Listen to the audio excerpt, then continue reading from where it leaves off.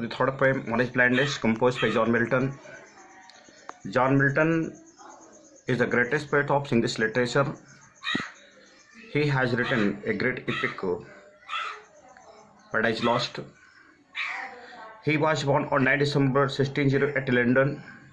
He passed a bachelor degree in 1629 and a master degree in 1632. And that after some time he left the Cambridge. He married thrice, but none was successful. At the age of 44, Milton lost his eyesight. This poem is nothing but the mental agony of the poet. And he has become blind in the age of 44. He becomes nervous and he directly complains to God. हतोत्साहित हो जाता है, भगवान से सीधे से शिकायत करता है। मानसिक पीड़ा है कविता और कहीं कुछ नहीं है।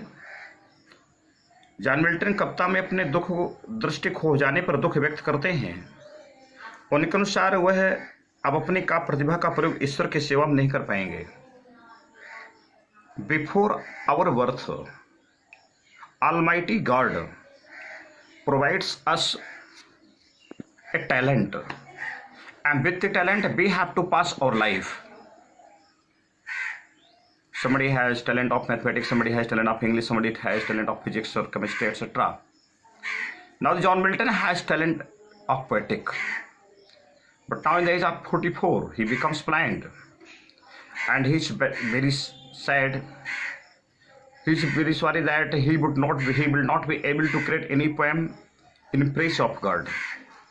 And so he lost his faith in God.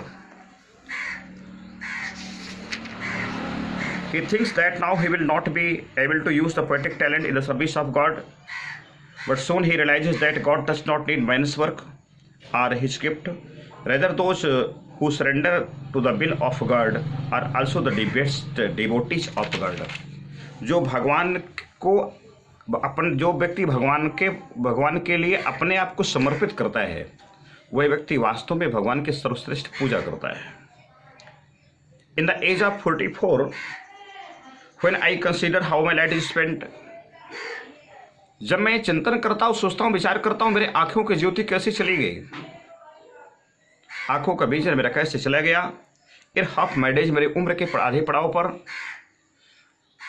व्यक्ति की लाइफ वैसे 100 साल ही होती है, 90-100 साल होती है, और 44 पे ब्लाइंड हुआ है तो भी आधा ही पड़ाव है जब उसका वह अंधा हुआ।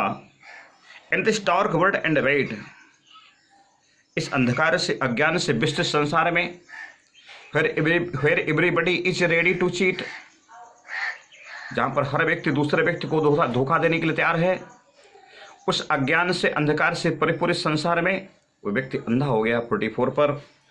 And that one talent which is death to hide, और वह एक काव्य प्रतिभा भगवान ने उसको प्रदान किया था, which is death to hide, और जिसको वह छिपाता है तो मृत्यु का वर्ण करता है।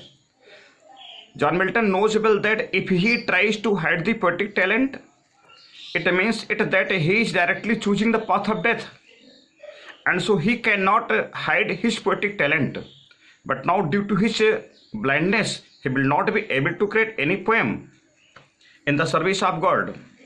Lost with him useless, अब उसके ऊपर बिल्कुल बेकार पड़ा रहेगा। Though my soul more bent, ये तक कभी कहता है कि उसकी अंतरात्मा अत्यधिक उत्सुक है।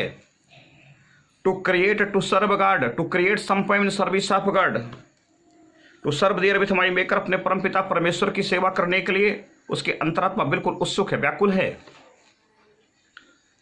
जिस and present my true account, और अपना वास्तविक लेखा जोखा प्रस्तुत करना चाहती है।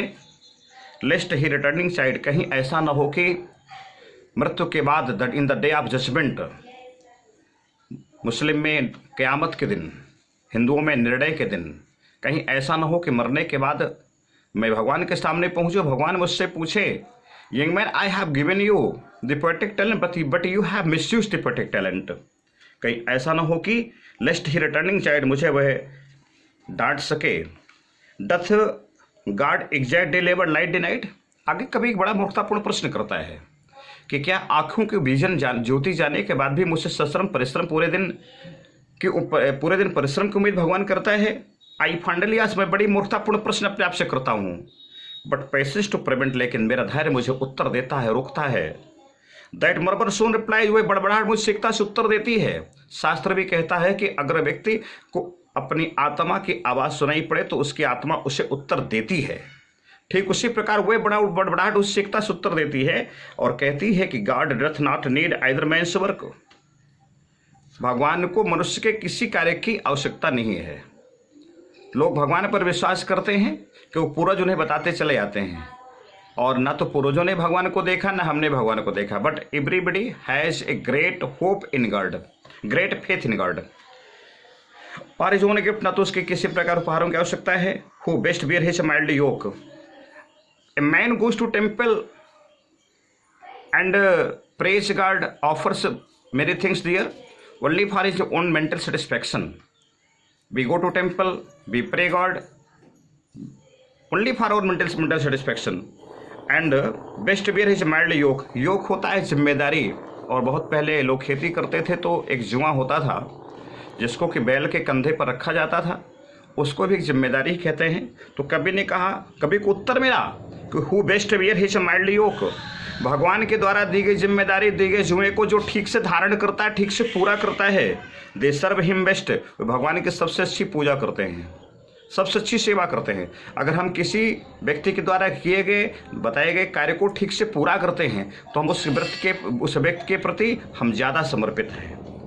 और फिर आगे उसने कहा, his state is kingly, his condition is like God, thousands at his bidding speed. The condition of God is like king, as a king has many servants, and if he asks for water, the many servants brings water for him. Same way God has many thousand angels at his bidding speed. भगवान के एक आदेश पर वो angels, वे देवदूत काम करने के लिए तैयार हैं। Over post over land and ocean, post over land and ocean, जल में और थल में और जल में, विदाउट, बिना रुके हुए। भगवान के पास ऐसे देवदूत हैं। थोड़ा सा रामायण पे चलेंगे। When lord Hanuman was crossing the sea in the search of mother Sita on the way, Mainak mountain direct appears before him and request him please take some rest, but that time lord Hanuman answers him, replies that I can not take any rest without completing the work of lord Rama, Ram काज किने बिना मोहि कहाँ विश्राम। इस प्रकार के देवदूत उनके भगवान के पास हैं। They also serve who only stand and wait. और फिर कवि ने कहा कि ऐसे व्यक्ति भी भगवान की सबसे अच्छी पूजा करते हैं, सबसे अच्छी सेवा करते हैं। Who only stand and wait, जो केवल खड़े रहते हैं, अपनी बारी का इंतजार करते हैं। अर्थात आज अगर हमें भगवान ने दुख दिया है तो कल सुख देगा। दुख में अकुलाना नहीं, सुख में ओवरजॉयड नहीं होना। इतना नहीं करना कि दुनिया को बुरा लगने लगे। अर्थात सुख और दुख एक जैसे बिता। अगर हम अपने मार्ग पर सीधे जा रहे हैं, भगवान दयाल दुखों को ठीक सहन करते हैं तो सुख आएगा, और सुखों को सहन करते हैं तो निश्चित दुख आएंगे, लेकिन कम आएंगे। They also serve who only stand and wait, वे भगवान की सबसे अच्छी सेवा करते हैं जो स्टैंड खड़े होते हैं, वेट इंतजार करते हैं, अर्थात अपने कर्म का इंतजार करते हैं, भगवान के सर्वश्रेष्ठ पूजा करते हैं।